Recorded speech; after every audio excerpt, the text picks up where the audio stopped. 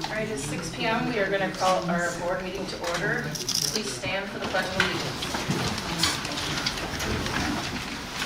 I pledge allegiance to the flag of the United States of America and to the republic for which it stands, one nation, under God, indivisible, with liberty and justice for all.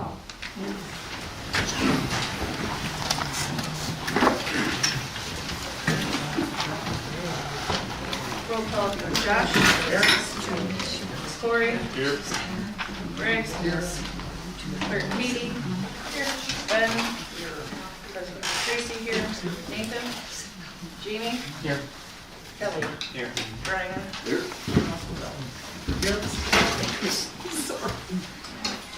Statement of public notice. I certify that a quorum is present and the agenda was properly noticed. Public comments.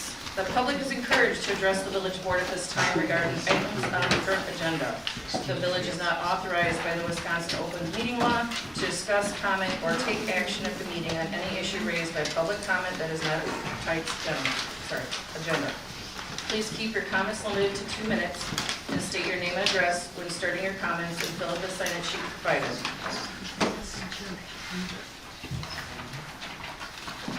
written submissions were emailed to us by our clerk today.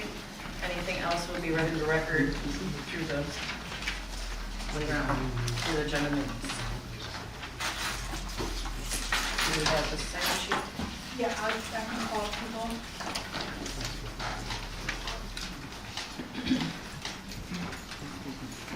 I'll call one person and then I'll call the next person in line so that they can be ready for anybody who's in the overflow room, can be ready in here waiting to go up next so that we keep it moving. So the first person to speak is Cindy Thomas.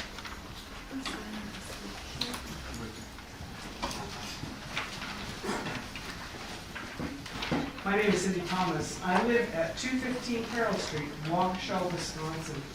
I'm representing the Three Villages Association. I'm here to ask the board to pause on committing anything. You don't have the financials correct. The amount of money that this is going to cost in infrastructure, it's not a private development, it's a public development. He privately is going to make a lot of money, but the infrastructure is going to be shared by region. It's going to be the roads surrounding the facility will have to be widened. They're 24 feet wide. You cannot do crossing and turning out of that facility on the 24-foot wide roads. The lighting, we have submitted to you an enormous amount of substantial studies that show the harm and the trespass. This lighting, Musco lighting, the exact lighting he's using at facilities across Wisconsin and other states. We're asking you to pause and do a forensic accounting analysis of what this is going to cost the village and the surrounding region. The reason we say this is because the rock is underwater. It is not a success. They have to issue hundreds of permits every year, change their ordinances, change their sound, so that they can keep it afloat to pay back the TID that keeps growing. It's a sinkhole of money, and you're about to put the entire region into it. And you're trying to segment it so we don't understand that. But we won't stop. We will be here for 10 years and stop this every step of the way. Thank you for your time. All right. Next up, Crystal Hurd. After that, Jim Schmidinger. I'm not speaking, and Chuck not speaking on there. Oh, I'm sorry. Okay. After that, then Joe Sincata. Joe. She's not going. No, she's first. Oh, Crystal wants to speak.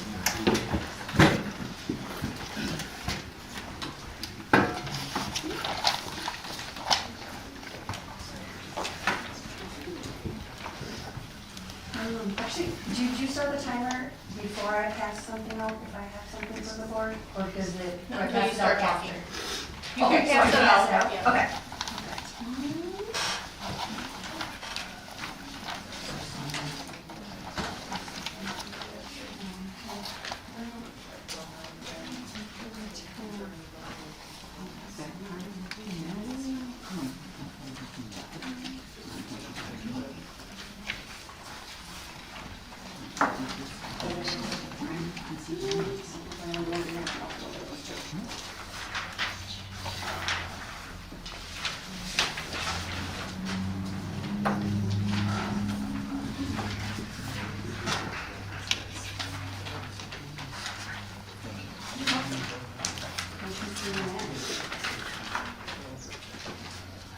Okay.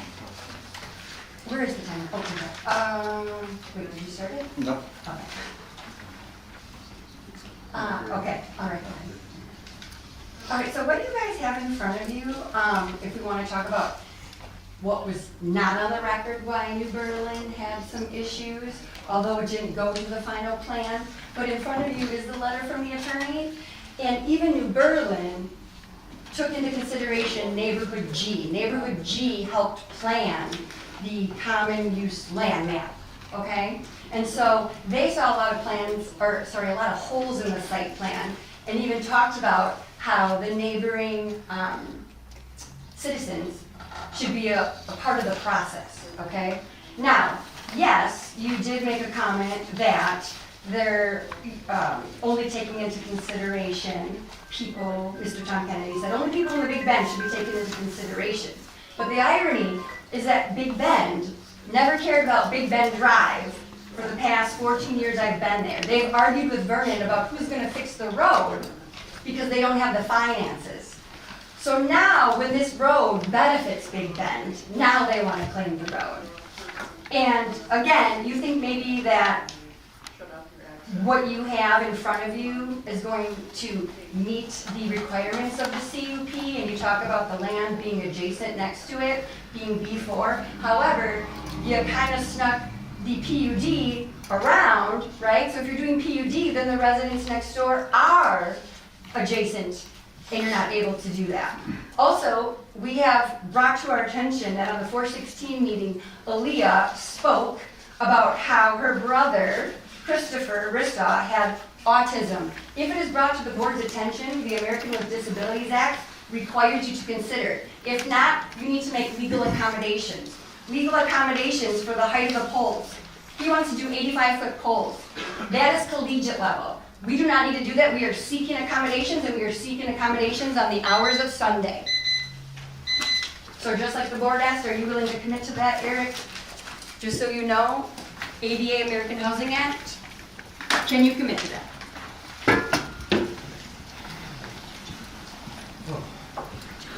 Next up after Joe is John Franczynski.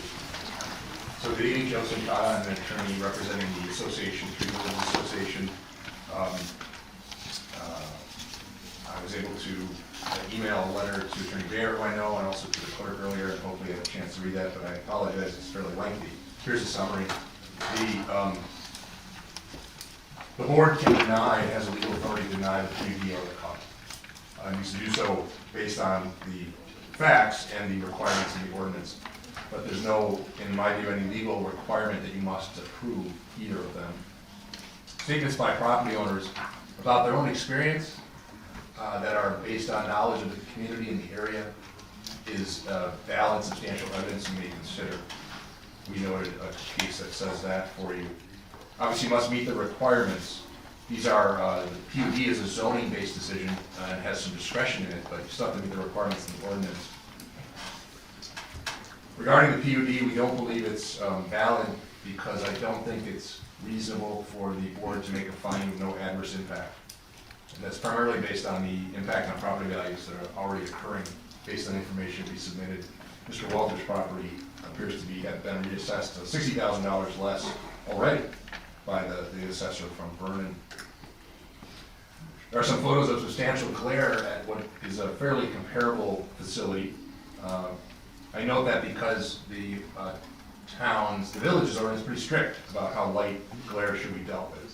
I think the PUD is going way beyond what the base restriction is. These are not the most exciting presentations for me, but I want to get the legal stuff out. In summary, this is a relatively very significant different use for the area. It's very quiet now. It is before in some of it, but a quieter commercial space, an office, something that would be suitable for the I-64 or 164 road might be sensible. This is a massive change. So based on that, please consider these facts in the letter, and we believe if you do, it would be appropriate to deny both of these requests and or at least extend them or pause, as the other speaker said, and really consider looking further into this. Thanks for the extra time. Next up after John Franczynski is Michelle Risto.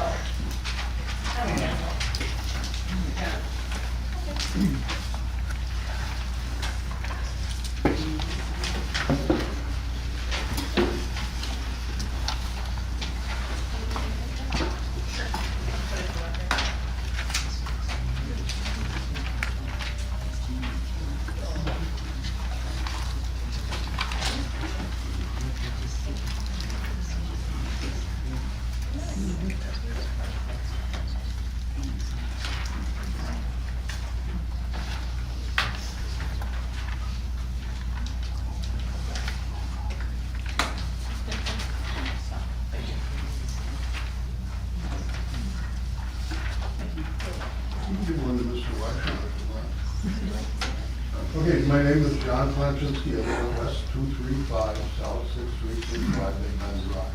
The papers we were handed out, all of you, including Mr. Weiss, I'm going to look at it, show the light infiltration onto both my property and that well pit. There are no numbers between the light poles and the perimeter, but you can see there's already light flow that covers, I'm the house in the center of the picture, if you will. It covers 2/3 of my property and 1/2 of my garage. If these light standards are going to be approved and this thing is going to be approved, how do you, the village board, plan to deal with the ramifications of this? I'm sure you all read the many problems with the rock and all the legal ramifications that the village or the city of Franklin is dealing with. This town, this village, doesn't have the financial ability to do that. You said you were trying to save your taxpayers money by having a meeting here instead of at a larger facility. Do you think for 1 minute the legal ramifications of approving this are gonna save the taxpayers of this town money? I think it's ridiculous to even consider, and I ask each and every one of you, if you put your house on the property that mine is, and you look at the pictures, 12, 13, and 14, that were sent to you by our attorney today, would you wanna live there? I could sit on my deck and read a book at 10 o'clock at night. I will have to have blackout blinds in my living room in order to watch TV. If some people that I don't even know and who have paid to play somewhere are up running around 35 feet from my property line. Put yourself there, each and every one of you. That's all I ask. Madam Chair, I just need to ask a clarification. Yes. Excuse me, sir? Sir? John?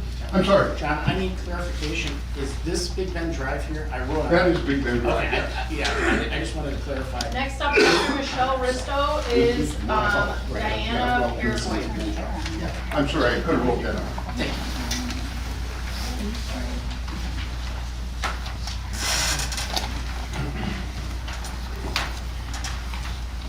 Michelle Risto, W237S6830 Fernwood Drive, Waukesha, Wisconsin, 53189. It's been brought to my attention by Mr. Bob Hyman, and I quote, "Going after someone personally because you're losing an argument erases all credibility you might have had. Just saying," end quote. I believe he was referring to a complaint I submitted, which was instantly disregarded during the Personnel and Finance Committee meeting. All citizens have a right to file a complaint, and I will not apologize for that. It has also been brought to my attention after my speech last month that there was a concern regarding the validity of the information I presented of Mr. Weishar's legal history. I would like to clear up some misinformation you guys all received from someone else recently. Yes, all 13 of the cases were dismissed, but they were not dismissed because Mr. Weishar was innocent. They were dismissed because both parties settled monetarily prior to trial, and all judgments I listed were not redacted or dismissed. I gave each of you a copy of the spreadsheet that I created from all the court cases where Mr. Weishar and or Breckenridge Landscape was the defendant. Before you take the word of your board review member, Aaron, who merely looked up the cases on CCAP and assured you not to worry about Mr. Weishar's legal issues, because they were only dismissed. Well, she completely misinformed everyone. Don't believe everything you hear, instead do the legwork, like I did, and physically got all the court cases. And not just some Waukesha County court cases, as I was also informed Mr. Heineman did. I brought both binders with me today for proof. I'm more than happy to let you read each case from the 4 different counties Mr. Weishar received a summons from.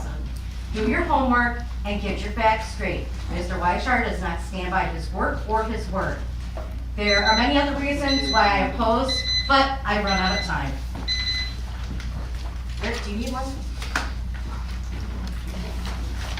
Next up after Diana is James Trower.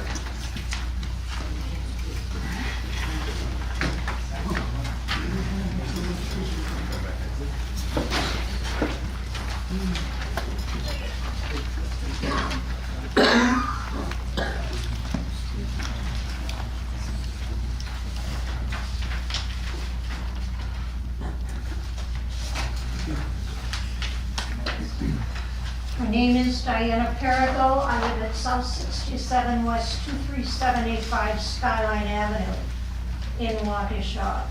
What I just handed you is a report from my realtor that started back a year ago when I thought I was going to sell my house because I didn't think I was young enough to take care of it.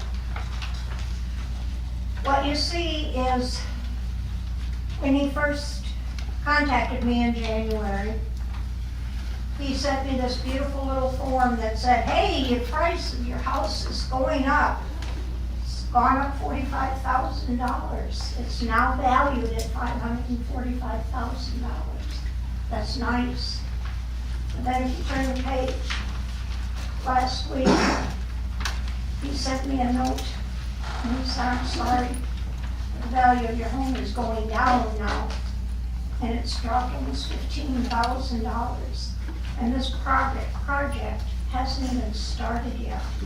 Can you just imagine what's gonna happen to me when you let these people, these strangers, come into our community and destroy our livelihood? This is my livelihood. This is my retirement. And if it continues to go down, I will be coming to the Village of Big Bend for assistance. Thank you very much.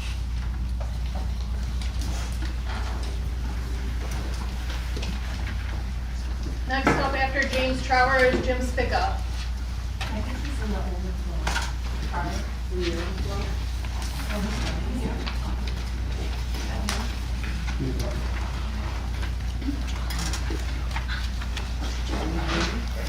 You're up. Name is James Trower, West 225, South 9100, North Carmel Road, Big Bend, Wisconsin. I'm opposing this idea of this complex. I feel that it's not needed. I'm asking the board to let's use our common sense and think about this very carefully. For this big of a complex you want, you gotta make sure, darn sure, that there's gonna be enough business to have this complex last for years and years without folding. How many people is gonna go and use it? How many people is not gonna use it? How much population do we have in this area? Why not focus on something we do need, that we need to survive, like a grocery store? We need that. We need home improvement, Home Depot, Menards, hardware store, we need that. Why don't we focus on that first? Thank you. Next up after Jim Spica is Julie Bellman. Jim, you go first. And then she goes next.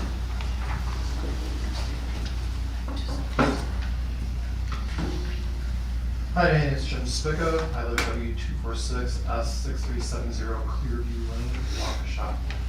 I live about half a mile from where this development is expected to go into. And one of the things that has been a topic that's come out many times is you guys want to be a good neighbor. This is not a good neighbor. This is somebody that's going to overtake traffic, resources, fire, police, public works.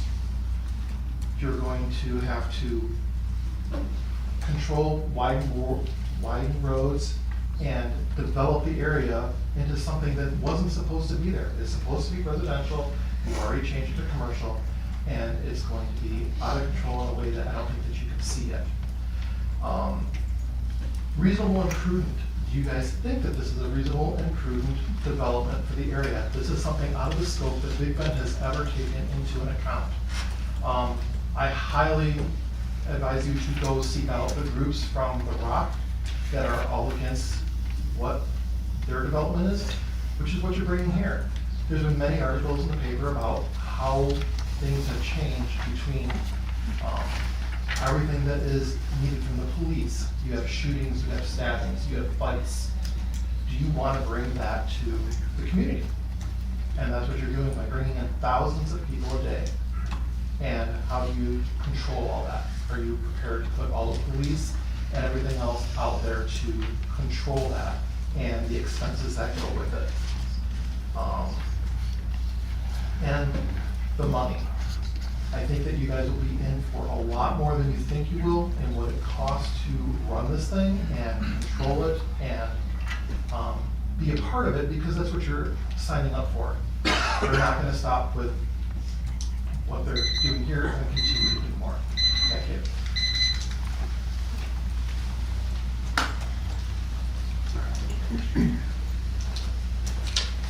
I'm Julie Bellman. I live on South 70, West 232, Millbrook Circle, Big Bend, Wisconsin. And I'm Jackie Trimborn, I live at W. I was in Big Bend since I was 5 years old. I attended schools, I grew up here, raised my children here, and now are raising theirs here. I bought my home in Vernon to be close to my family and friends. That was in Big Bend and Vernon. This is devastating to all of us that live here. This was my forever home. The stress of everything affecting is my health. I had open heart surgery. I'm 59 years old. I'm a single woman. I live alone. I love my work and love to work on my yard, my home, my grandkids. They come over, play, they camp, have bonfires, cookouts. Walk by ourselves a quick trip. I fear for our safety, and our community is too small. The value of my home will depreciate, my taxes will raise.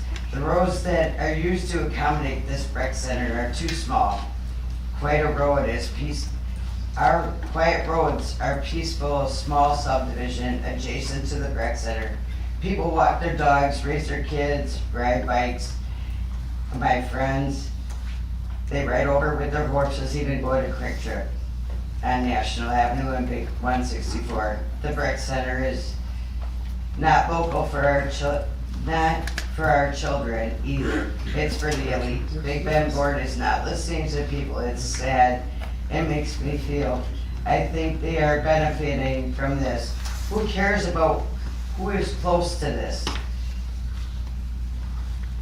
There are so many in Big Bend against this, including my parents, my family, my friends, and no one, because of this is adequate news. They have not had adequate news from you people. Please don't pass this.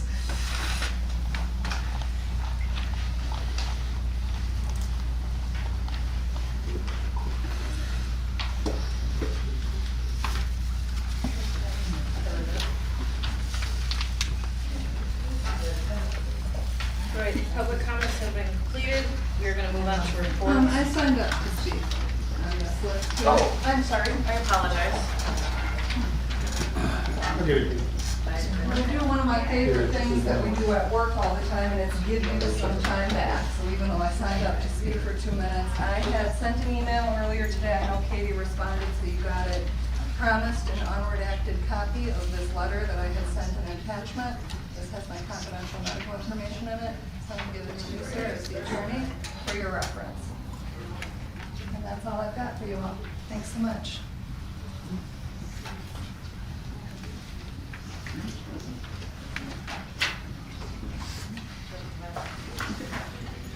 That will be the last for public comments. We will move on to reports. There's currently no president's report at this time. Fire Department monthly report, Jamie? Police Department monthly report at this time, there's nothing. Public Works for Eric, there's nothing at this time. The library board report will be updated next week, Thursday, as well as celebrations.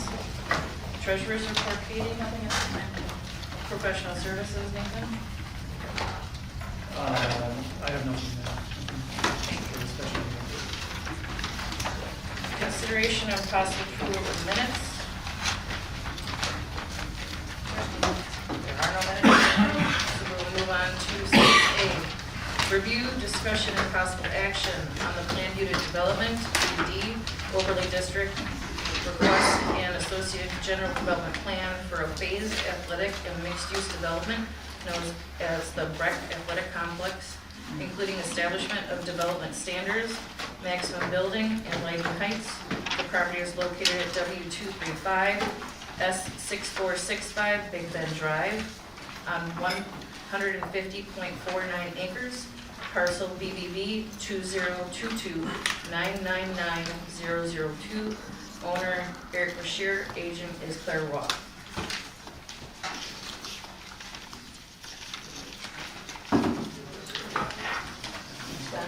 Yes, please. Sure, okay, and there are two related items on the agenda tonight related to BRAC. The first is the planned unit development request, and then the second would be the request for conditional use and site plan approval. So I just thought you do have a planner's report, which would have gone back to the January meeting when the public hearings were held for the PUD, and then the base rezone request and land use plan amendment. I'll get back to the commission's recommendation, but it's worth noting that the plan commission in March, they deferred consideration of the land use plan amendment and then the base rezoning, so that has not gotten advanced from commission, but they did advance a recommendation for the PUD. So I think I wanted to start by speaking very briefly on what this is and what this isn't, just to make sure it's clear on, it is a zoning action and it's an establishment of an overlay zoning district, but it doesn't change the underlying base zoning. So first I'm just going to read from section 1645.5. This is your PUD section. The plan unit development overlay district is intended to permit developments that will, over a period of time, be enhanced by coordinated area site planning, diversified location of structures, and or mixing of compatible uses. Such developments are intended to provide a safe and efficient system for pedestrian and vehicular traffic, to provide attractive recreation and open spaces as integral parts of the developments, to enable economic design in the location of public and private utilities and community facilities, and to ensure adequate standards of construction and planning. So again, that is what its broad purpose is. Fundamentally, this at a basic level, this provides development with flexibility of development standards, height flexibility, setback flexibility, things of that nature.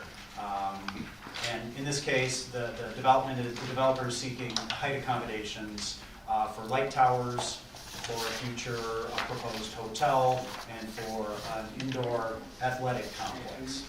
So that is the purpose of the PUD. In addition, because this project is being brought forward in several phases, stretching out for several years, that this serves as a general development plan. This is essentially think of it as a master plan that would guide the development, that would the developers bringing this forward in specific phases, and one of those phases is on our agenda tonight, which is next. However, this would serve as a master guide.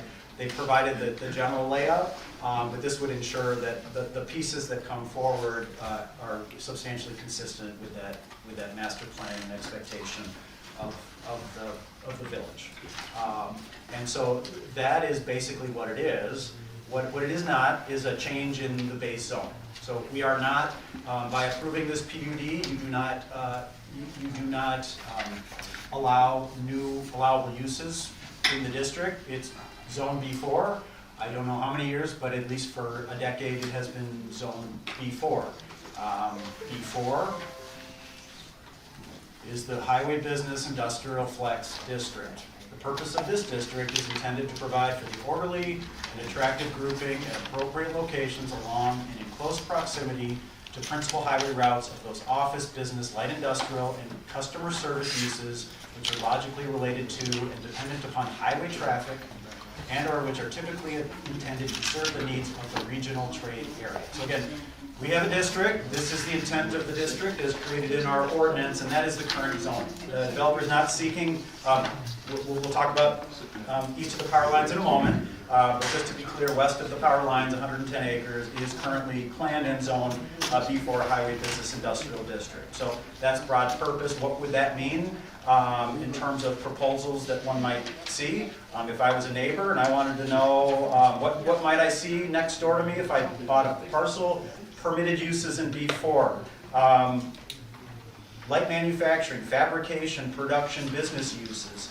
The list goes on, but I did want to note that we are not fundamentally changing the allowable uses on the land through this PUD action. It's to address the request for dimensional flexibility of the development. And so I just wanted to make that clear for everybody with respect to the request for an indoor-outdoor athletic complex use. That would be a conditional use within this B4 district. Via the B3 district, the uses perpetuate up as you get into the more intensive districts. So staff did provide in that January staff report a set of conditions that we think are critical if any motion to approve is considered.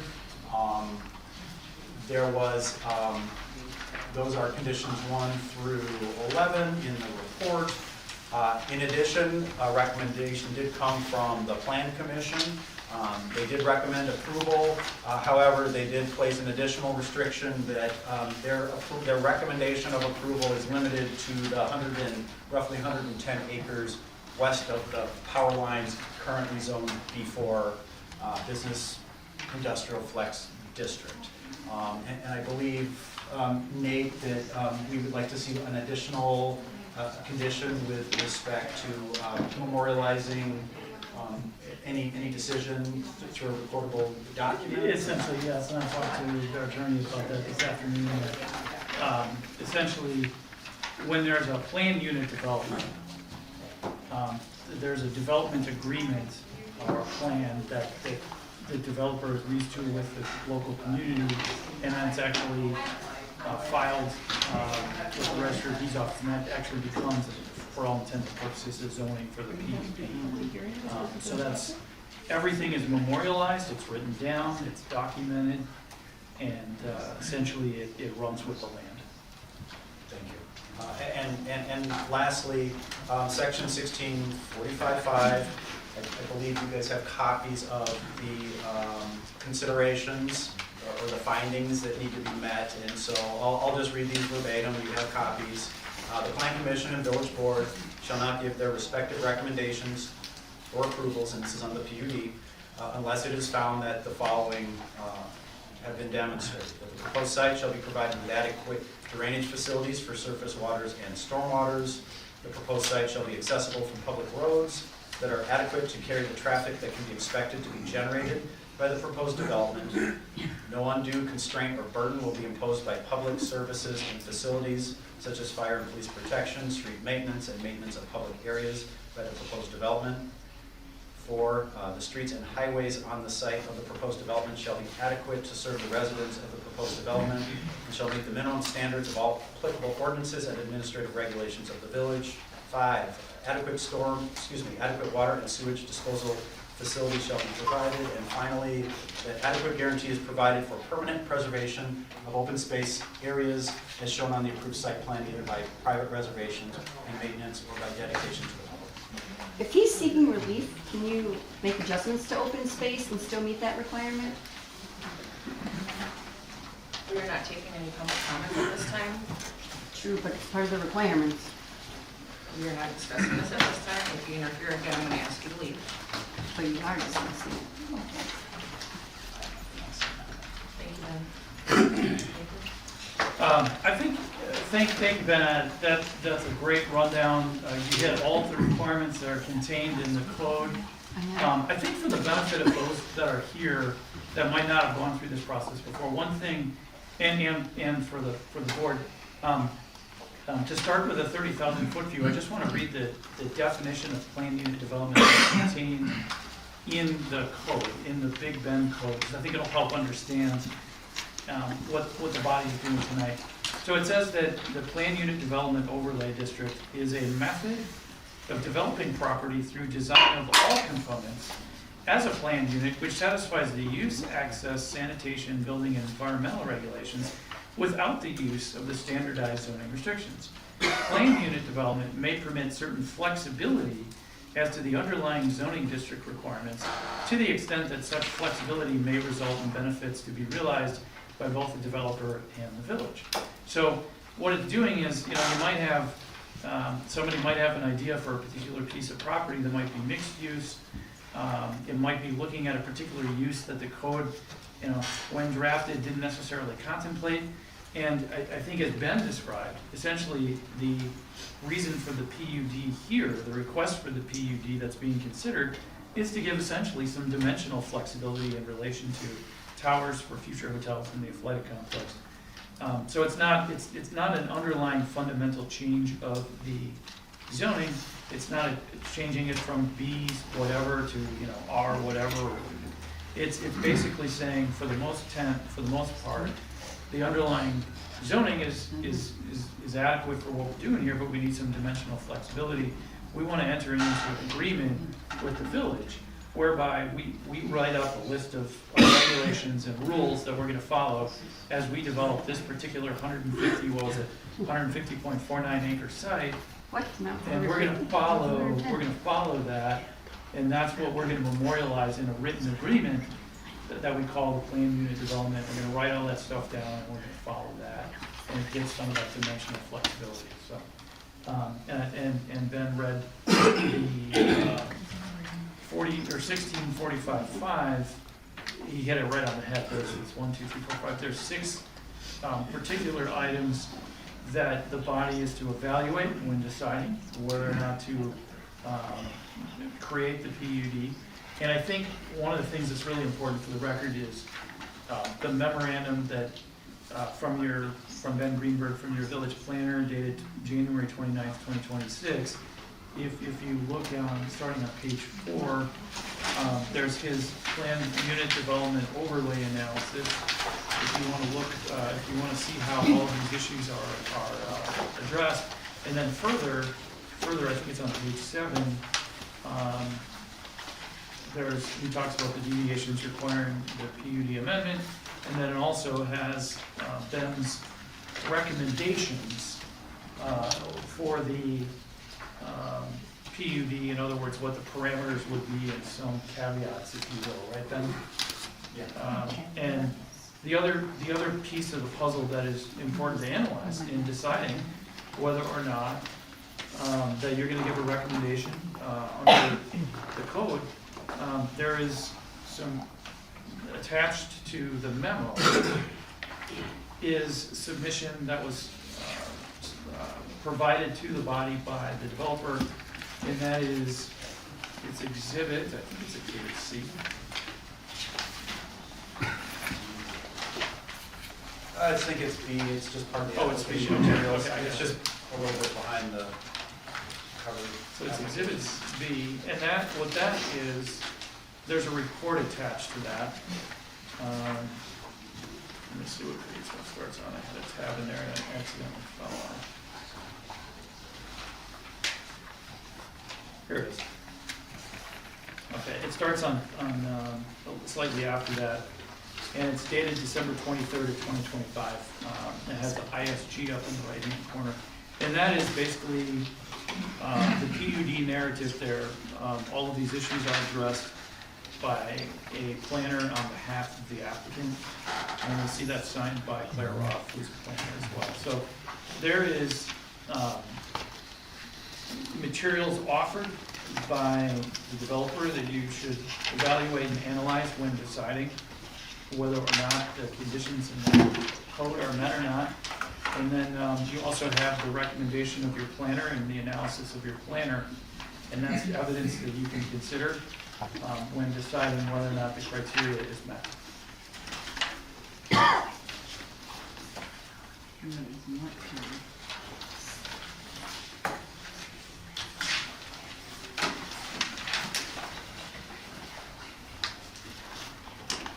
Ben, are there other documents that you feel that are important for the board's consideration? Anything else that you would want them to note for the record?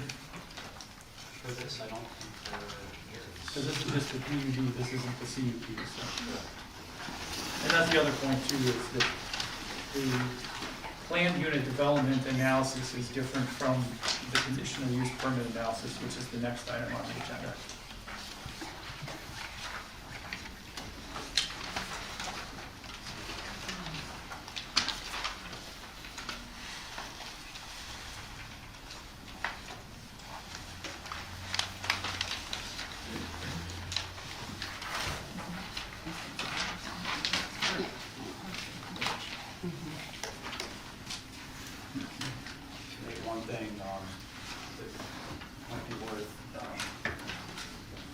about the start of the debate would be, we have a recommendation from the plan commission with respect to east of the power lines and west of the power lines.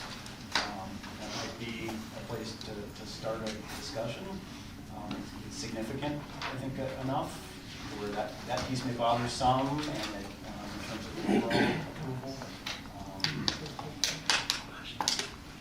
And to guide the board, you know, to help guide your discussion, you know, you could follow 1645.5 and start with I, which is the proposed site shall be provided with adequate drainage facilities for surface waters and stormwaters.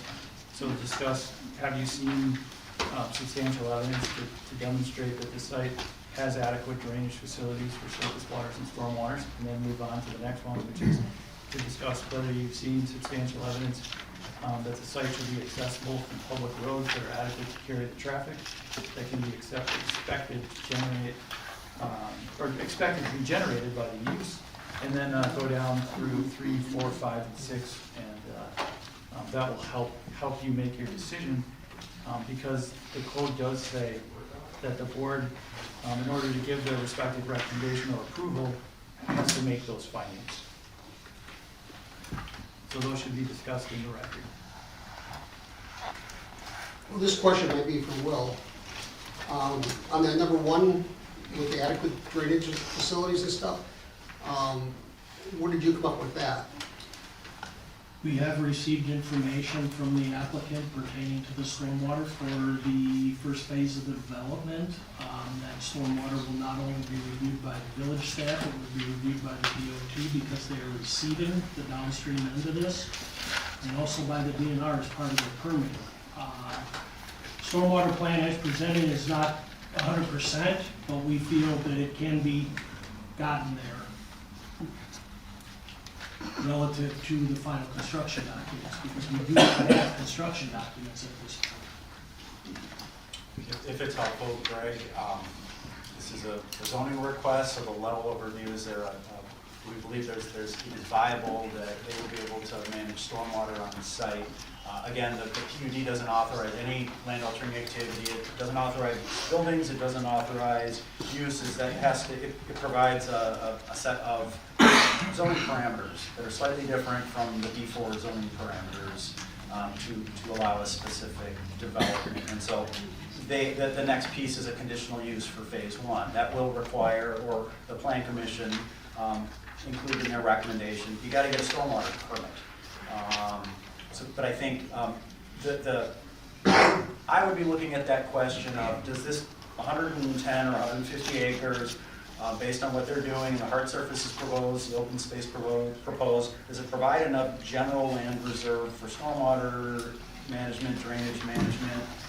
Well, is that a fair way of looking at it from a 100,000 square foot view? Because again, we don't get a permit before we rezone. It has to be based on a general set of tests of will it be possible based on, obviously engineering and things of that nature. So I think that's how I would be evaluating this one. For the PUD, it's a different evaluation when you get to the CUP. Because now a permit's being requested to grade and install facilities, roads, etc. And some of that won't be known until we actually get the plans. We have plans, but there are a few things that need to be worked out. The stormwater plan, as it's been presented, has been prepared in accordance with the DNR technical standards. The village references the DNR technical standards. The majority of the stormwater out here is being treated through porous pavement and under drains underneath the fields. The water from off-site is being passed through. There should not be an impact to any of the drainage system as a result of this phase of this development. Keep in mind, that's all we've seen so far, is this phase.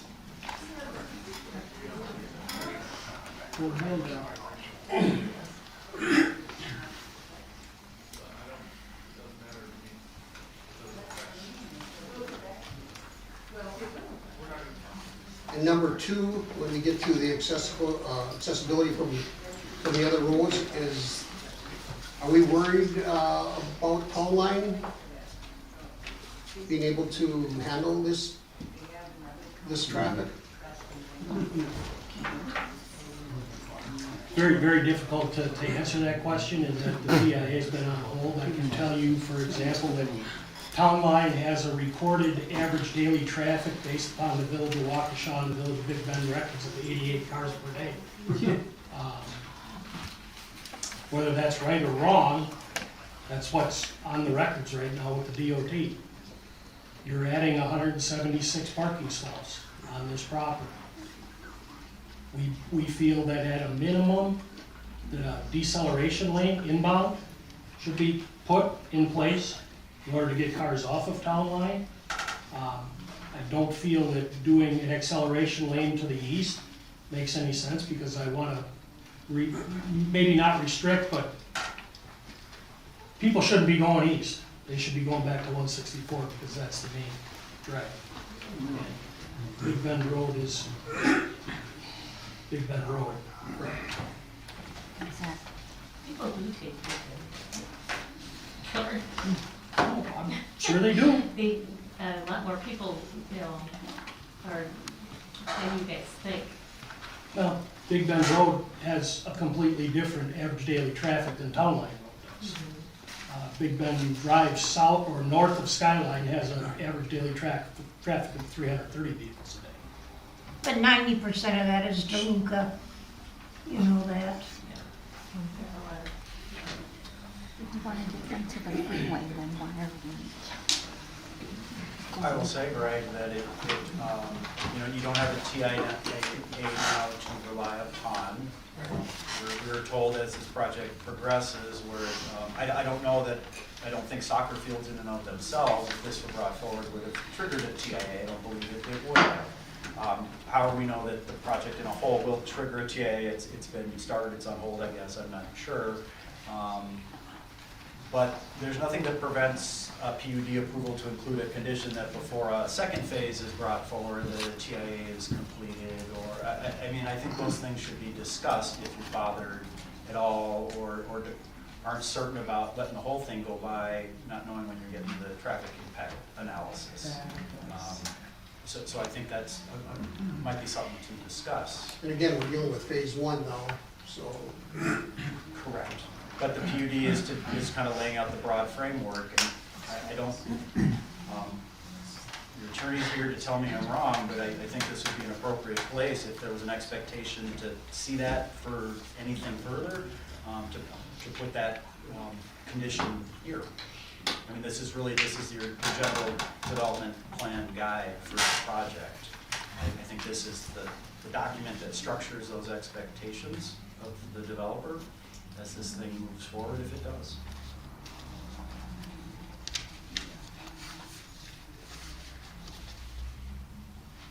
I know we talked about a lot of this other planning commission, I just wanted, to make sure the rest of the board understands what is going on with that. Sure.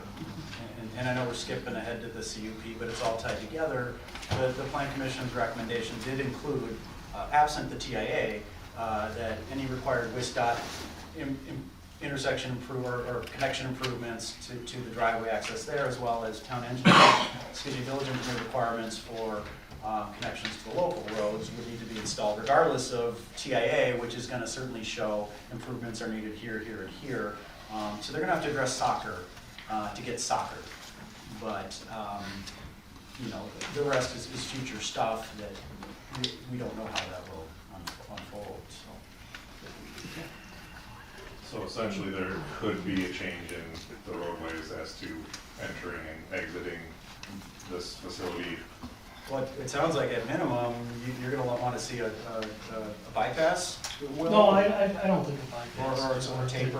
I think something in order to get the cars eastbound into the facility. Some modification at minimum. Right. So at minimum, some. Okay. Yeah. We certainly want to discourage cars going to the east. to the freeway?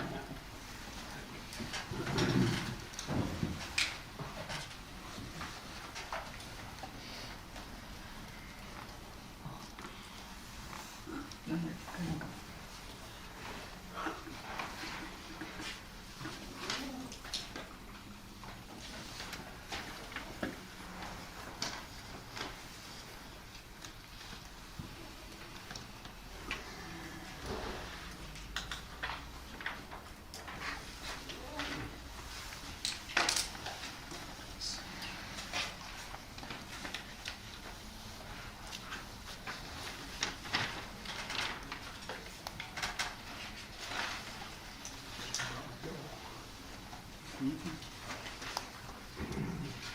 Should we talk about number 3 a little bit?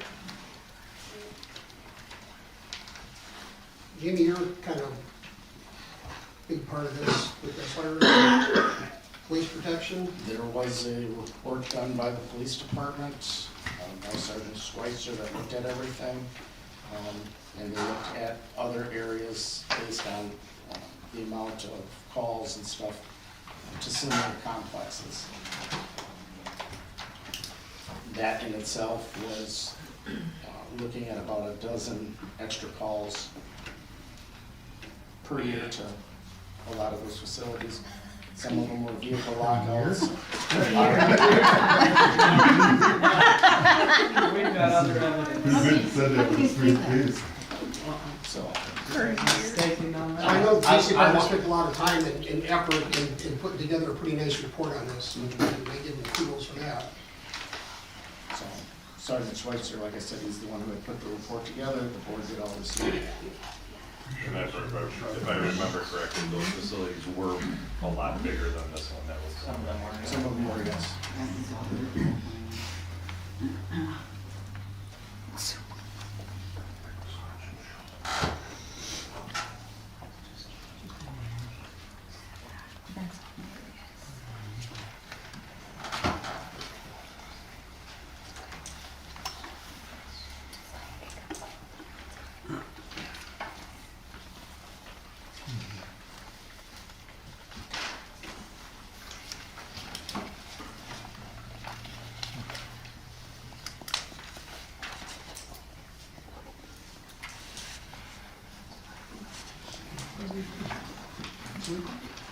And number 4 strictly deals with the streets and driveways that are on the property. Nothing to do with outside of it.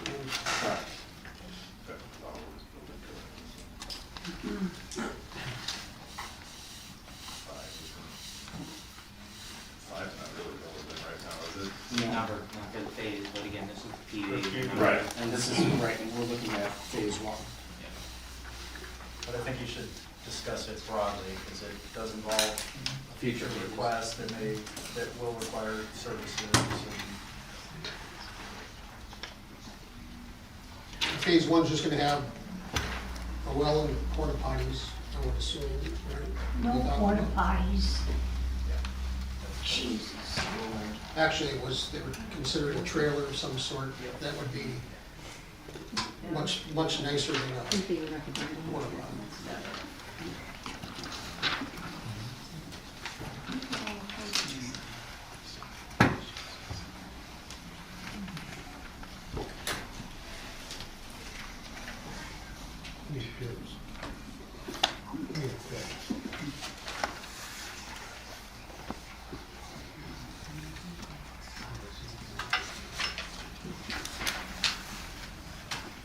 So then how is the water and sewer getting there?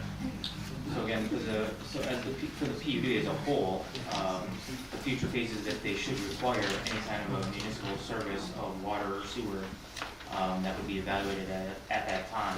And the developer has made a comment to fund such development for the services. Obviously, that's future phases. I mean, if you look, again, later into the PUD, if you were to look at all phases, I think we're 6 through 8 or something like that of the possible phases that would require those. I mean, they're pretty far out there down the road, let's say 2 years or what have you, but, as we've talked about in the past, there's an estimate, that we've gotten, revised recently that shows, about $8 million for water, to provide water up into the interchange area, then bring it north, and sewer and water to bring in a treatment facility down here in the back, activate the existing pipe, which would be considered phase 1 that's already built in the ground from years back, and then take it up the hill, I'll call it.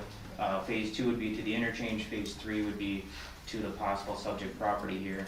That was about 12 million as an estimate, to put in the ground and make it functional. Again, to be clear, the village doesn't have that borrowing capacity, nor would it ever want to take on a burden of $20 million. So he knows that if he wants services, he's gonna have, the development needs to fund it, because we can't. Understood. So again, not necessarily needed for the initial phases, but it's part of the overall PUD should services be needed. When they're needed.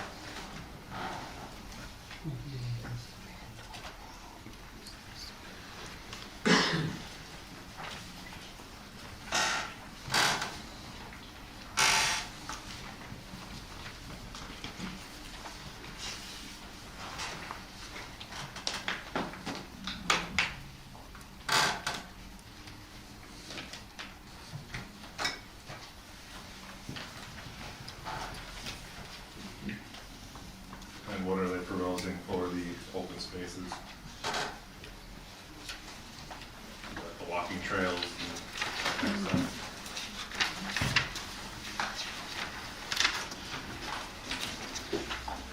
That'd be number 6. Yeah, there's 6 down here.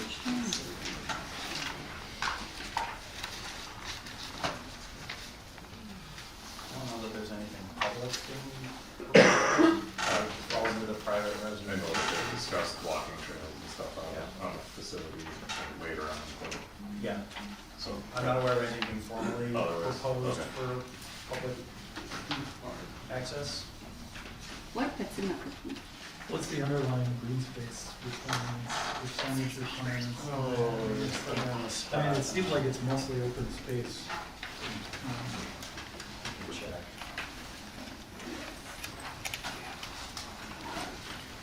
Pretty open.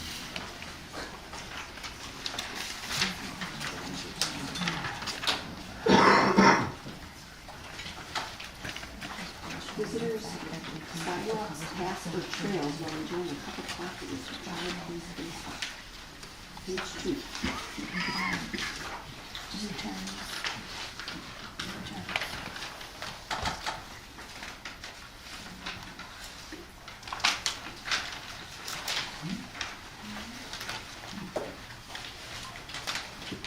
So 20% is 20% under 1641. So, the proposal has 20%, right? At least. I can check the definition, but just visually I can tell it's 20%. Yeah, 40%, minimum 40% of the size will be green and open space, which includes the sporting fields. So it's double.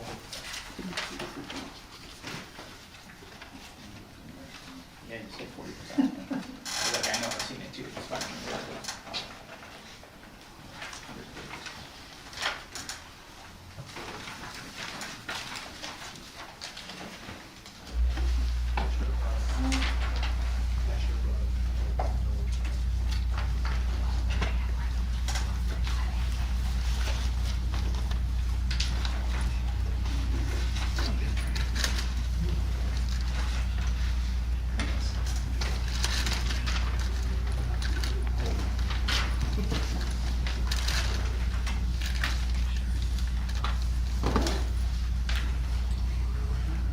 Is this anything, is that pretty much it then for the PUD? Did we touch everything?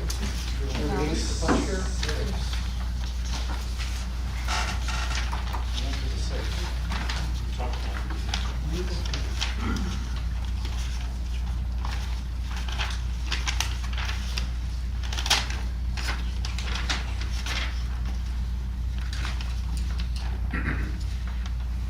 Am I correct, Ben, is it, did I read in the proposed plan that the developer, that it's specifically in there, the developer has agreed to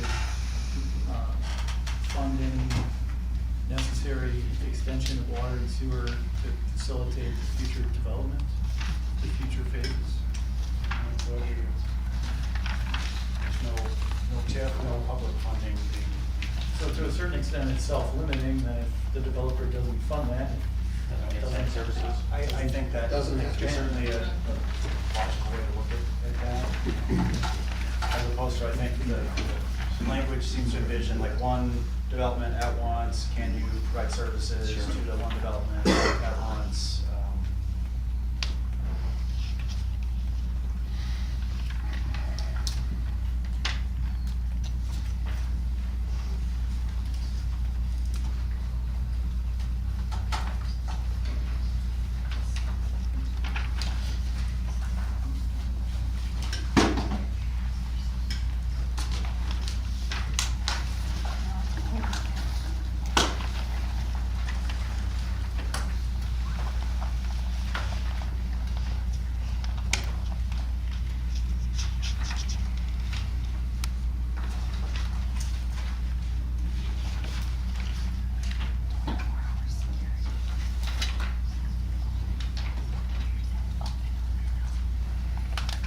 possible with this PUD that further on down the road,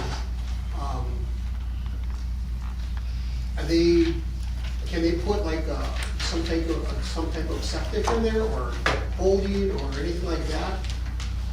Or that would never work? I mean, if they didn't, then they would have to do the sewer? Is that an option even for them? I don't know what you're asking. I mean, there's talk that if they need some services for the initial phases, like a mound or septic, they will put those in. And they have to go through all the standard But approvals. once we get further down, they can't. Correct, like, yeah, to facilitate something like a hotel, you can't put that off of a mound system or a conventional septic, so you would need some kind of municipal water and sewer for that. So that's what's driving that requirement later in those stages, but for all of the fields, for example, the initial fields, well and septic could very well be enough based on the volume. So that's what they're implying they're going to do, and when they need public services, we know that's a requirement, then the funding has to accommodate it. Okay. Ben, I'm wondering if you could speak to the fact that, because of the PUD, the areas where they're seeking flexibility essentially are with some height restrictions related to those light towers for the future hotels and the flood conflict. But because this is an overlay district, any of those other building parameters are otherwise defined by B4, right? So if they're agreeing to meet or otherwise have demonstrated that they can meet the underlying requirements, or they would still have to be required to meet the underlying requirements of B4 with respect to some of these things like drainage, facilities, stormwater use. Yes. Yeah. So I don't know if you could expand on that a little bit in terms of if other than the parameters that we're amending a little bit with respect to the dimensional flexibility, the underlying permits then would have to otherwise meet those drainage facilities and stormwater requirements underlying for before. Again, this is just a zoning action. Yes, this is not approving any development activity. It's simply a zoning request. It's modifying them into a special zoning district derived largely from B4. A small amount of adjustment. Specific to specific amenities on the site, specific to maximum allowances of those specific amenities. So if they submitted a plan that was inconsistent with B4's drainage facilities and stormwater requirements, the permit would be denied? Yes, the way this would operate under the current code is they bring forward a phase through conditional use site plan request that would require compliance with drainage stormwater ordinances, state DNR requirements, et cetera, and would be evaluated on a phase-by-phase through the conditional use site plan review process. And I think it's important because I want everybody to understand that it doesn't flush away, if we create a PUD, it doesn't flush away all the underlying building parameters. It's just the areas that we're defining as being different.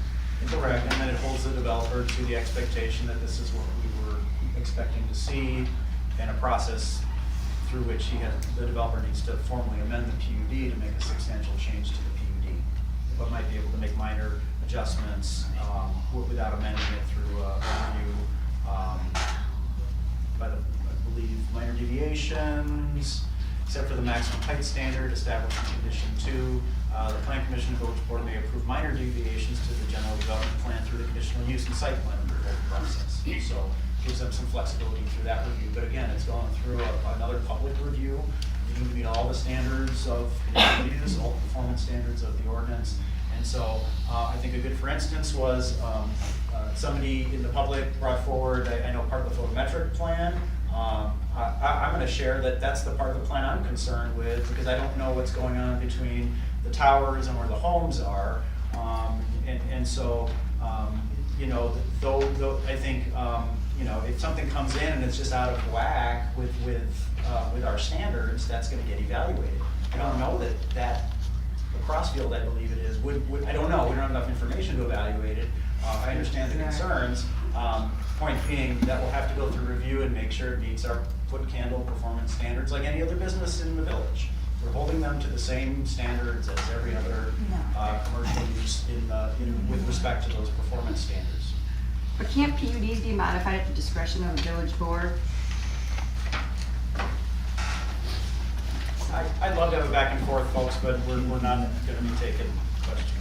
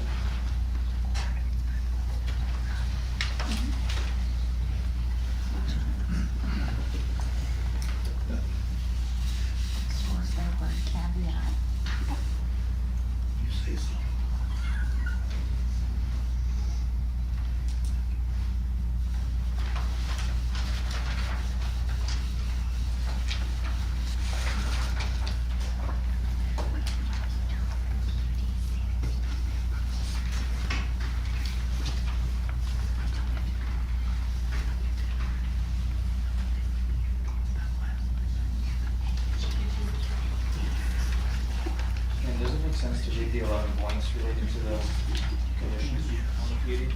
To go through the planner's report? Yeah, I think they just rehash those, knowing that the one recommendation out of the planning based on the public hearing was a modification to the, specifically the zoning, right?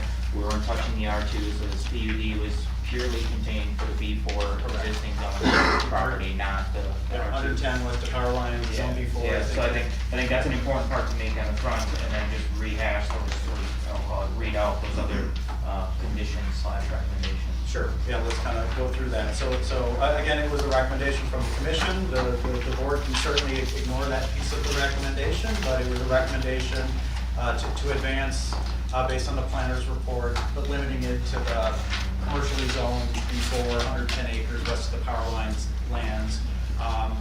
There's an additional condition that the attorney noted about essentially requiring that this staff draft this in a memorializable format to be recorded if it gets approved. But the remainder, and then there's a discussion, maybe Greg and others, about the traffic impact study being required at some time certain. Other than that, the 11 that were in the report are as follows.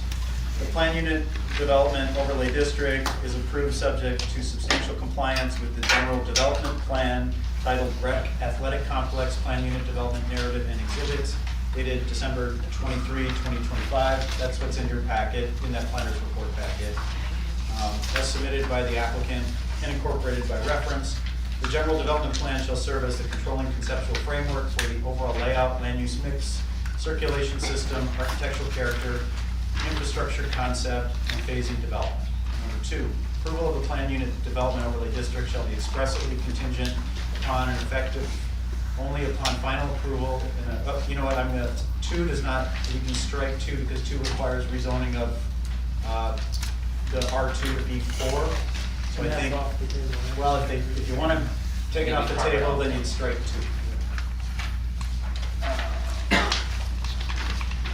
3, notwithstanding the height limitations of the underlying B4 Highland Business District, the following maximum heights are established as part of the PUD approval. Indoor sports training turf facility, maximum height of 70 feet. Hotel building, maximum height not to exceed 45 feet. Athletic field lighting structure, light towers, maximum height of 85 feet. All height measurements shall be calculated in accordance with the Village of Big Bend zoning code definitions and measurement methodology. These maximum heights establish the outer limits of allowable development intensity under the PUD. The Plan Commission and Village Board reserve the authority to approve lower building or lighting heights during conditional use permit and site plan review for individual phases where necessary to ensure compatibility with surrounding land uses, minimize visual impacts, or protect the public health, safety, and welfare. Number 4, approval of the PUD overlay district and general development plan does not authorize any specific phase of development. No construction, land disturbance, or establishment of any use shall occur within the PUD overlay district except pursuant to approval of a phased specific conditional use permit and site plan approval, or pursuant to an approval of a master grading and stormwater management plan as provided herein. The developer may elect to submit a master grading plan and stormwater management plan covering all or a substantial portion of the PUD site for review and approval by the village prior to or in lieu of submitting grading plans on a phase-by-phase basis. Any such master plan shall demonstrate compliance with all applicable village stormwater management, erosion control, and engineering standards, and shall be subject to review and approval by the village engineer and planning commission, and approval by the village board if required by ordinance or policy. Approval of a master grading and stormwater management plan shall authorize only earthwork and stormwater-related improvements expressly identified in the approved plan, and shall not authorize construction of buildings, establishment of any use, or implementation of site improvements not directly related to grading or stormwater infrastructure.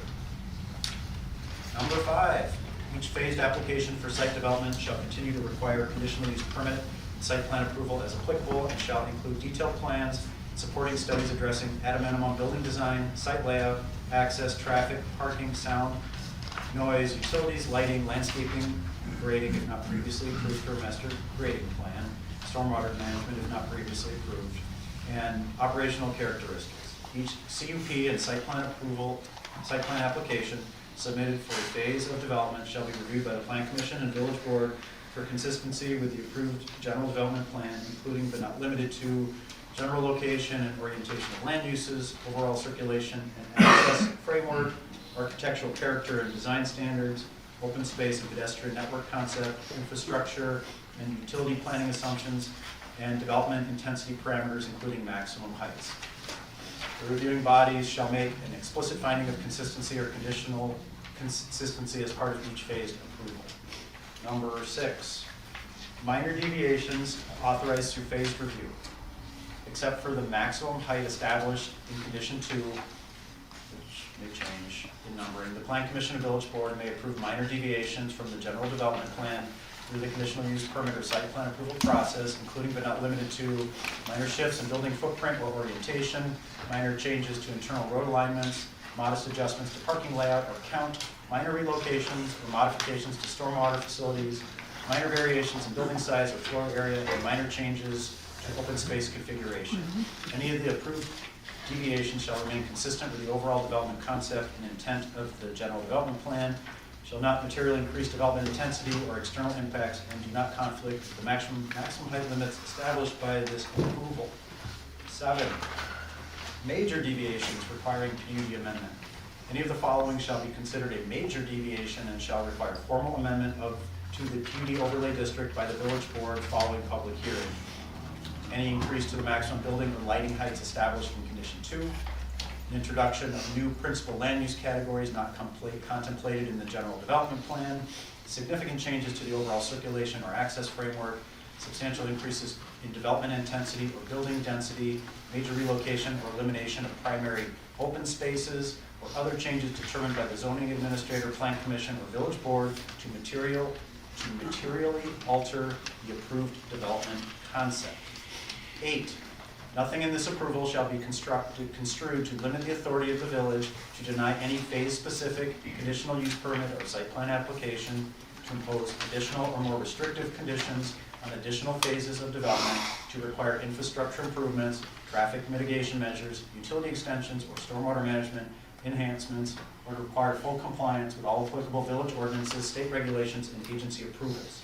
9, the approved PUD overlay district general development plan and conditions of approval shall be recorded or otherwise referenced in the village records as binding upon the subject property and all successors and assigns. It sounds like that should be, we're recommending that be recorded with the Waukesha County Register of Deeds. 10, the plan unit development overlay district and associated general development plan approval shall expire if the developer fails to obtain approval of a conditional use permit or site plan for any phase of development, or fails to substantially commence development within 5 years of the effective date of this approval. within the effective date of approval.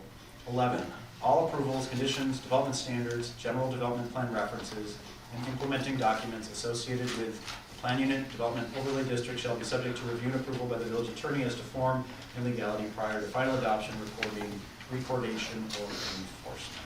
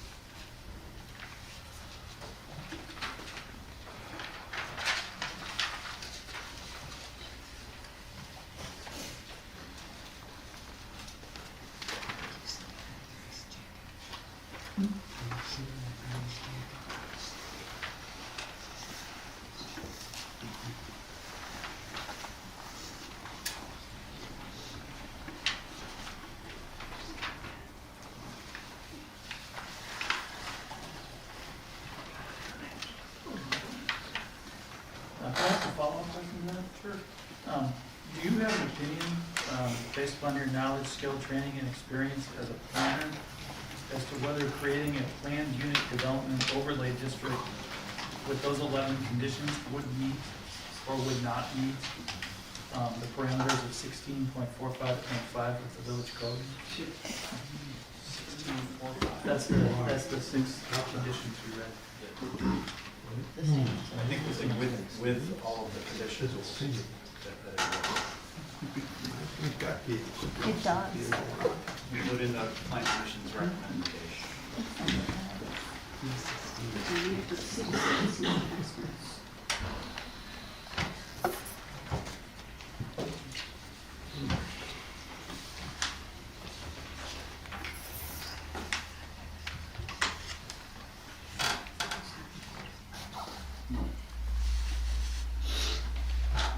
I'll make a motion to approve the PUD with the,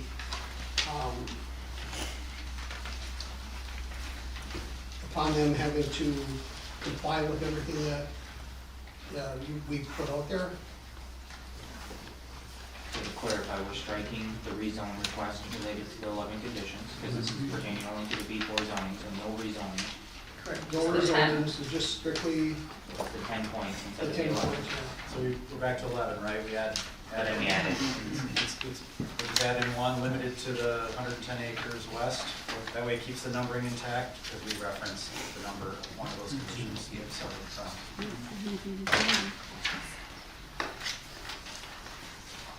I'll second the motion. and just to be clear, that's accepting the recommendation of the plan commission. Correct. And the letter dated from you, January 22nd, 2026, which lists all the conditions in regards to all that. Looks like pages 5 to 7. Correct. Minus item number 2. Correct. So I have a motion made by Greg and a second by Kelly.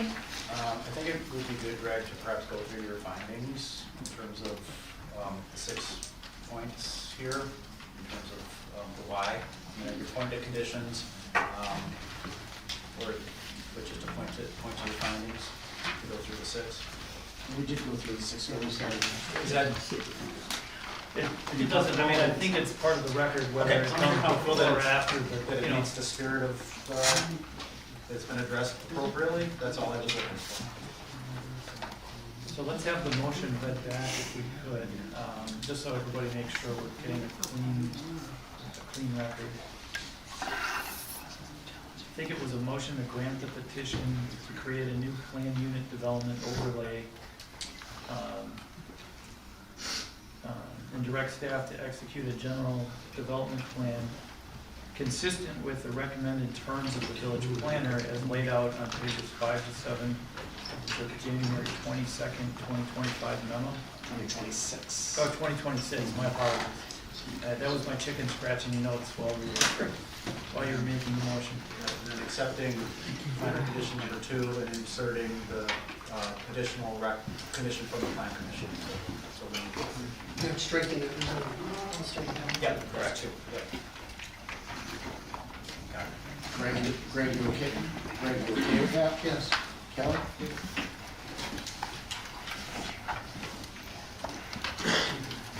Clarified motion by Greg, seconded by Kelly. Any other discussion by the board? All those in favor? Aye. Any opposed? Motion carries. 6B, review, discussion, and possible action on the conditional use permit, CUP, and site plan of operation request to allow development of stage phase 1 only of the rec athletic complex on property located at the southeast corner of State Highway 164 and Talmide Road, tax key number BBB 2022999002, owner Eric Bashir, agent Claire Waugh. So this is this was advanced out of the plan commission with a recommendation to approve subject to several conditions. You all have that decision in your packets. This would be for phase 1, 4 soccer fields, I believe 176 spot space parking field, light towers, and some access drives. There would be a storage container kept on the property to store the equipment. Plan commission wanted to make sure that that met accessory building standards for safety. So that was added at the plan commission. I don't know that I have anything else to add, but happy to answer any questions. Per the decision sheet, it does show on the final page that the planning commission finds that based on materials submitted, the public record, and the testimony received, and with incorporation of the recommended conditions of approval as accepted by the applicant, the record contains substantial evidence demonstrating that the proposed conditional use meets the applicable standards set forth in section 16.25 of the ordinance for phase 1.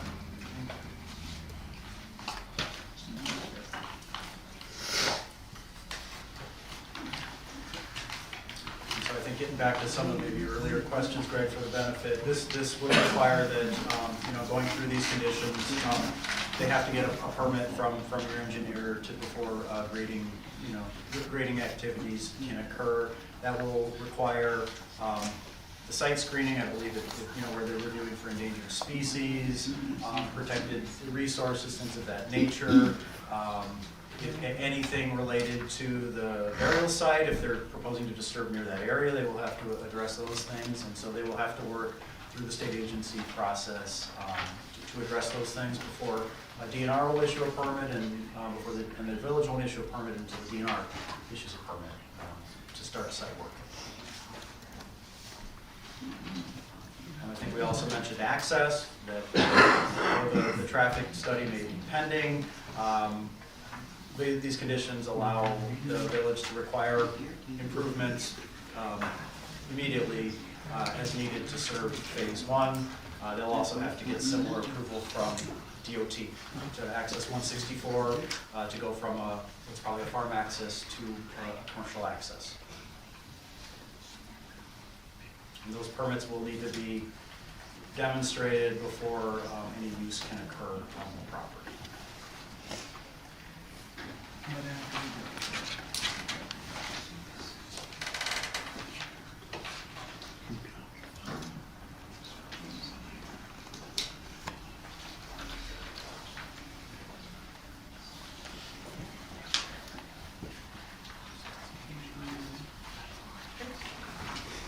Thanks, Ben. There was something else I just wanted to explain.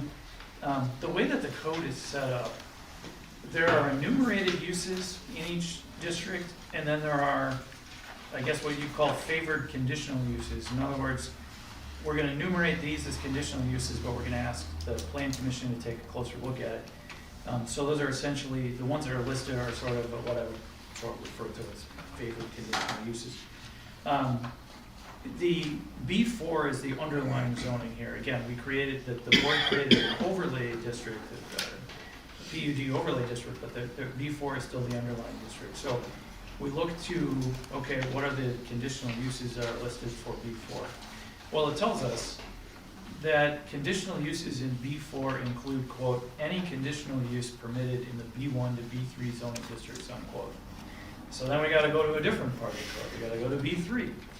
And B3 is a general business district. So under 1640D, one of the favored conditional uses includes, quote, indoor and/or outdoor recreational facilities. And that's at 1640B6. So by extension, indoor and outdoor recreational facilities are an enumerated conditional use in the B4 district as well. So I just wanted to point that out, that there are things that are listed as conditional uses, enumerated conditional uses, and in B4 by extension, because it's references B1 to B3, indoor and outdoor recreational facilities are one of those.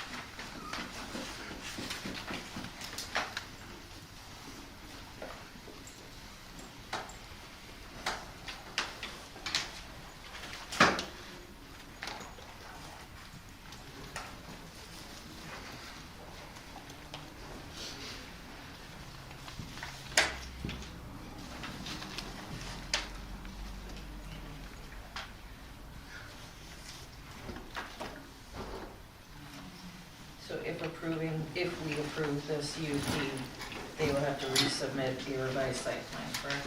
With everything, any changes or additions? Absolutely. They'll have to go through, and Ben can speak to that even more than I Per can. each phase. Per each phase, and they'll be reviewed by staff. And it even says in there, in the PUD ordinance, that, you know, it's still subject to, you have to submit for permits, and they have to otherwise meet. It's not just a wide open, now anything comes in. You still have to meet the underlying parameters for construction, the building code, all of those things.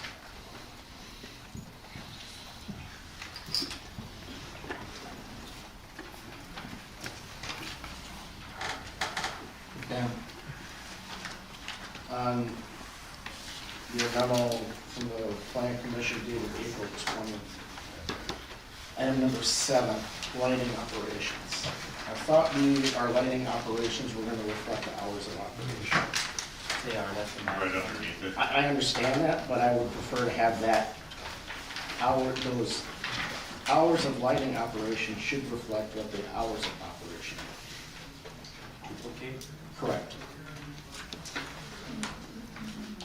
So if we said lights shall only be illuminated during hours of operation, What about that would parking take lots? care of it. What about parking lots? I think that's true.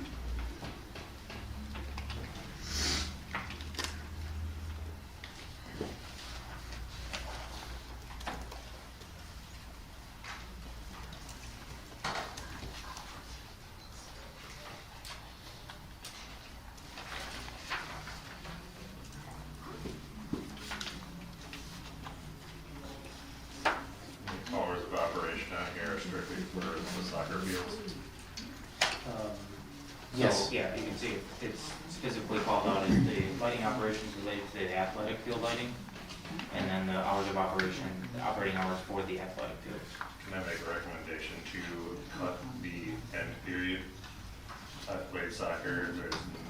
I've never been out at 11 o'clock on the field. I think the end times could probably drop to 9 or 10 o'clock. My opinion. I think maybe during the week they could drop to 9, on the weekend maybe go till 10. Well, it is already 9 o'clock on the weekdays. Well, I know, but then there's the Friday, Saturday, and then you got Sundays. Till 9. I think you did bring up a good point as well about the parking. If you have parking, they can let them out for 2 more hours until, you know, have some kind of a time when the parking lot lights would have to be off. I would think an hour after 10 to. Do we have something in our code right now that talks about parking lighting differently than business lighting? Yes, we do.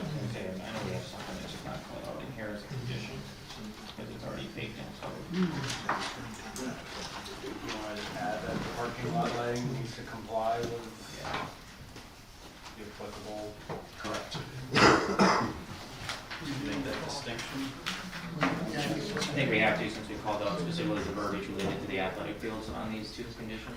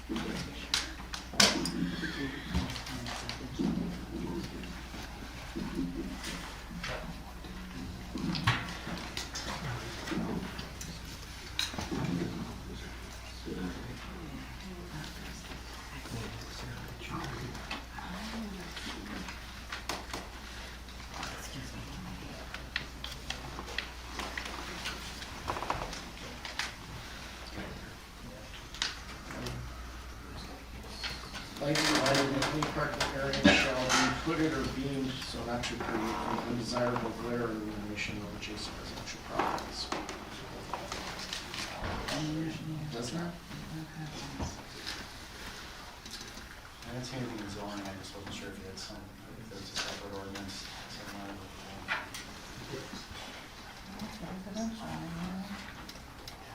That's, yeah, and that was under off-street parking.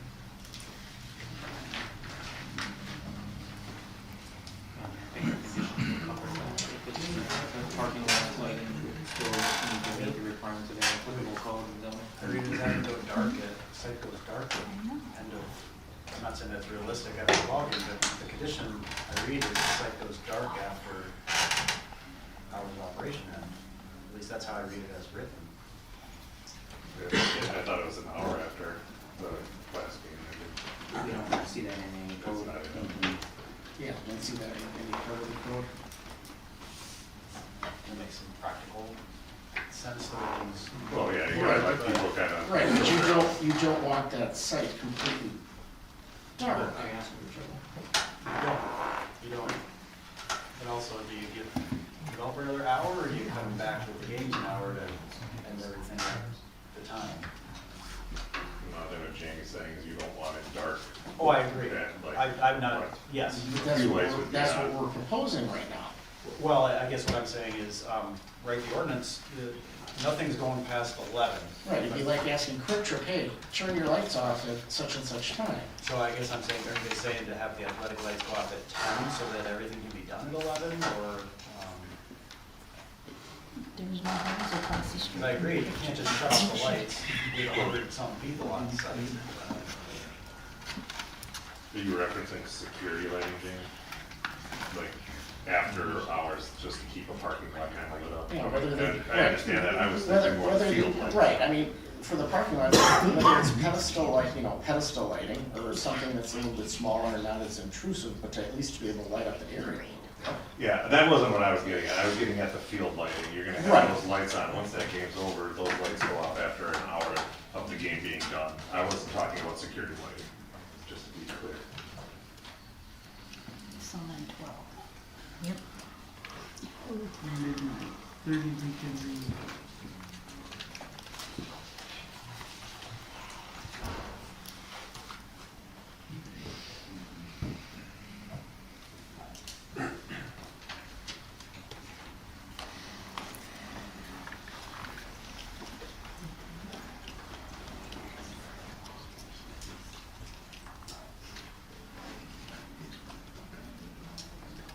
So right now, lighting is only allowed, field lighting is only allowed during hours of operation. Right now, we have hours of operation that end at 9 o'clock Monday through Thursday, 11 o'clock Friday, Saturday, and 10 o'clock on Sundays. So I think to comply, we would need to end games early enough before the end time to provide, and I think that's fine if you guys leave it at that, and they have to be able to accommodate, and that's for them to figure out to do it safely. It's not, I think, for us to accommodate more lighting so that they can maximize games till the latest possible time.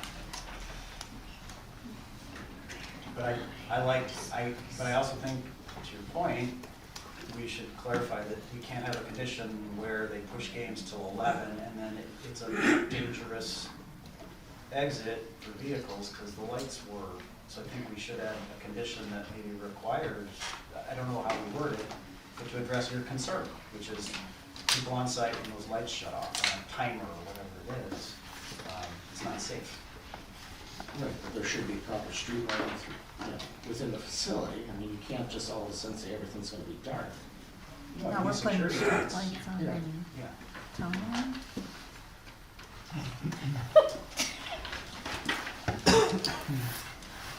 Is there street lights on town line?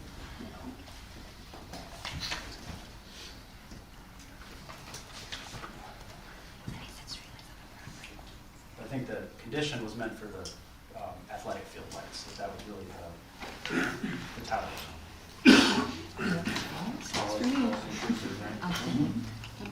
They still need to meet the performance standards with the lights, they need to be turned off after 11. I just think we don't want that site being occupied when it's, but we have an hours of operation, I mean, that's clear.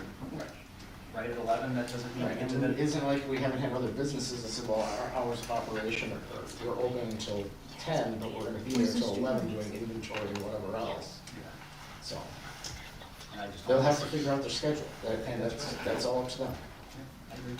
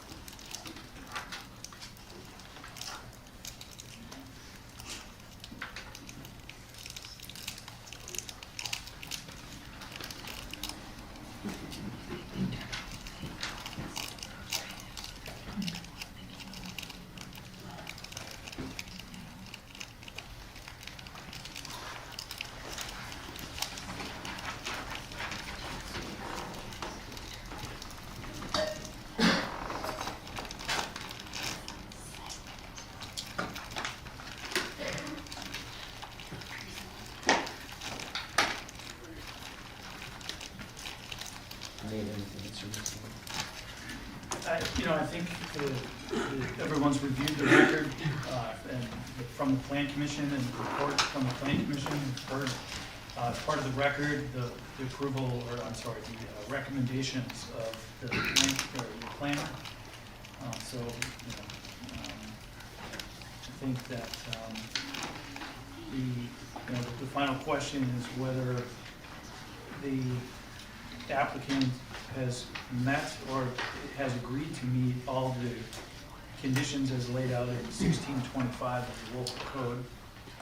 And that's the evaluation as to whether or not it will maintain its safe and healthful conditions, whether the existing topography, drainage, and vegetative cover is adequate. And then the next one is compatibility with use with other uses on adjacent properties. D is the existing and proposed vehicular and pedestrian traffic generated.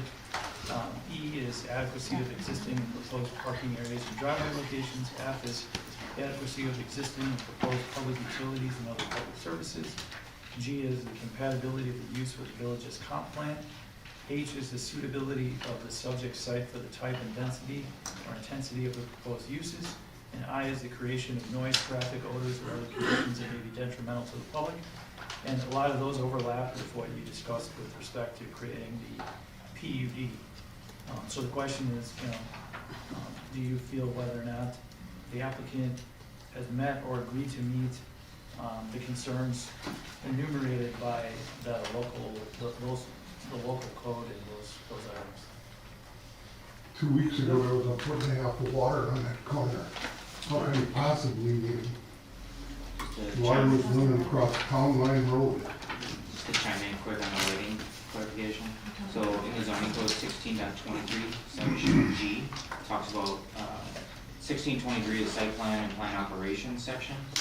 And specifically G underneath that talks about the lighting and the standards that are, the lighting standards required for exterior lighting purposes, including such as parking lots. Page 61. 61, you said? Yep. So again, just clarifying, there is something in the zoning that they're gonna have to abide by related to the measurement of the lighting, what it covers, what it doesn't cover, things of that nature.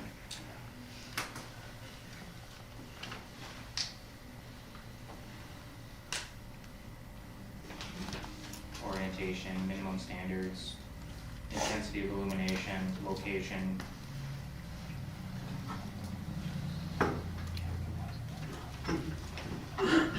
Again, that goes back to with an approval, they have to meet that lighting standard, so.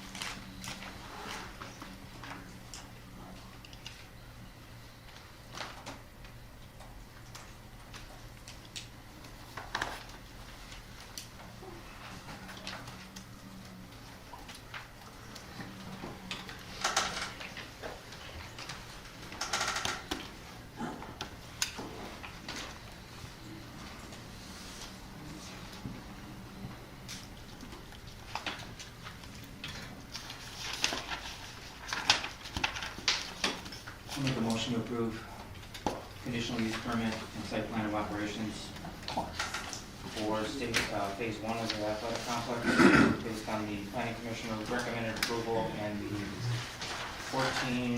the 17 conditions as part of that approval. With the changes. With the changes we discussed. Just to number 7, correct? Correct. Related to that. We don't want to change the hours of operation at all. I think overall, I think that's gonna be. So I'm just looking at that time was more or less what I'm really looking at. And we talked about it through planning, that's why we bumped up Sunday already. Because it's actually closed. Okay. Second.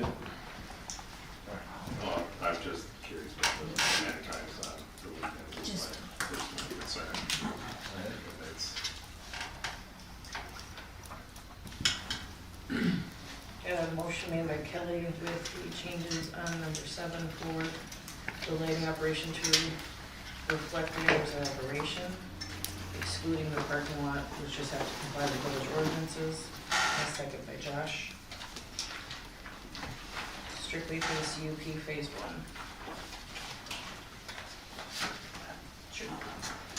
I just have a question for the planning board. In your role as village planner, have you reviewed the application materials submitted by the applicant? Yes, sir. Have you been asked to do that on behalf of, and provide an analysis on behalf of the village? Have you reviewed the conditions and concerns laid out in 1625 of the village code in relation to this application? Yes.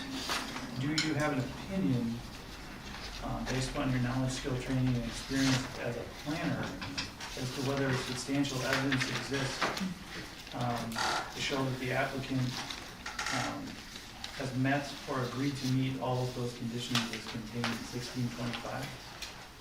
Yes.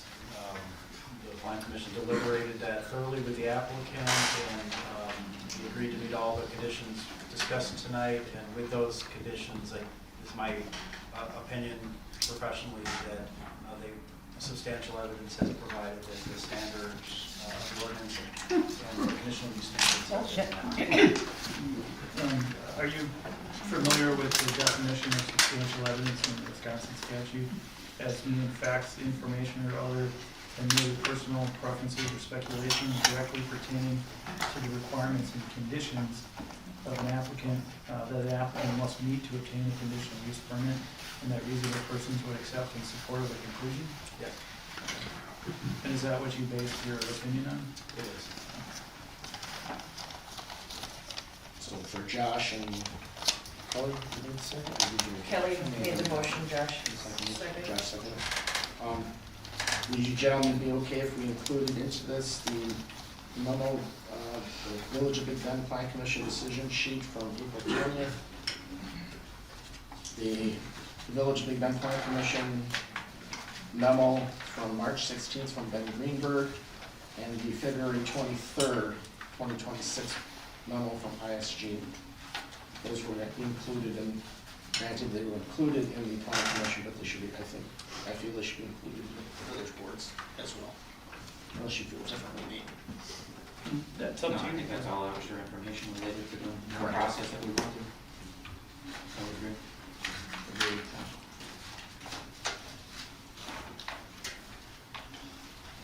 Motion and a second. Is there any other discussion?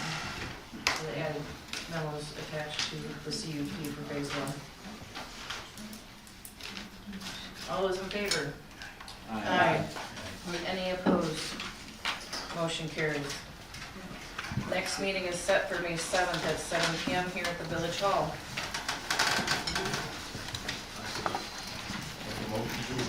Second. I have a motion made by Josh and a second by Brian. Is there any other discussion? Yeah, discussion for here. You guys should be ashamed of yourselves, and may God have mercy on each and every one of your souls. Don't worry, we got your phone number, we're coming. You guys wanna see the video of my flooded yard from the field? Opposed? Motion carries. I have video, if you wanna see my, this is across the street. And it has for 25 years. Good running winter faucet. Oh.